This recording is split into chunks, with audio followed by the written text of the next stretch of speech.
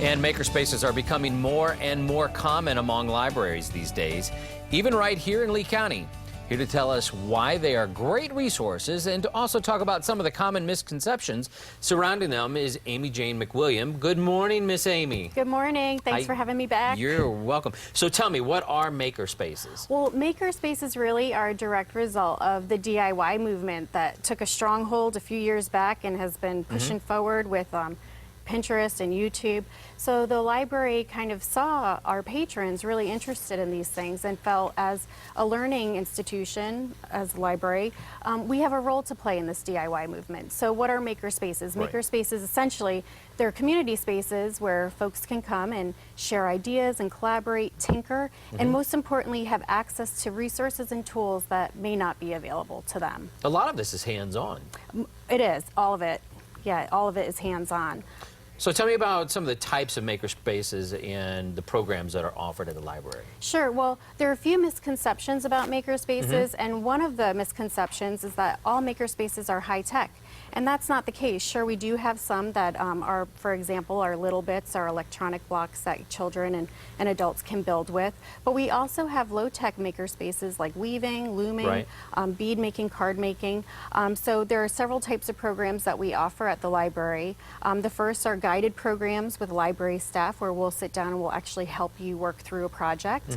And then we also have where we bring in outside organizations to come and we use their supplies and their resources.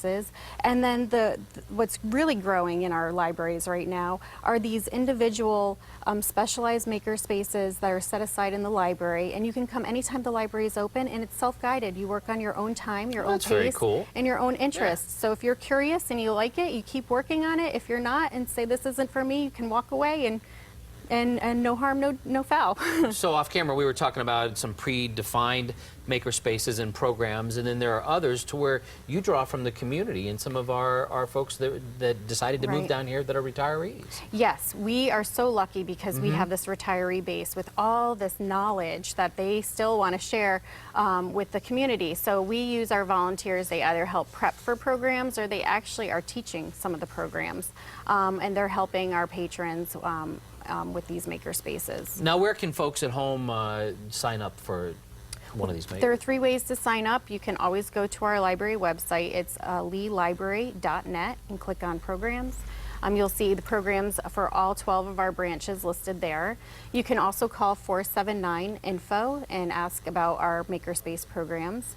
And also come on in. We'd love to see our patrons, and that's where we get a lot of ideas for our makerspaces. So come on in, we can get you registered for programs and talk about some exciting things coming up. These are awesome ideas, and I love that the library is getting involved in getting people into the library, not just to read books, but to do other things. Yes, we are the Mecca for the curious. I love that. Yeah. Amy, thank you for being here this morning. This has been an awesome learning experience for me, so thank you. Thank you. You're welcome. Hey, for more information about these makerspaces, go to our website. That's fox4morningblend.com. And Steph is over in the kitchen with something that is going to be wonderful.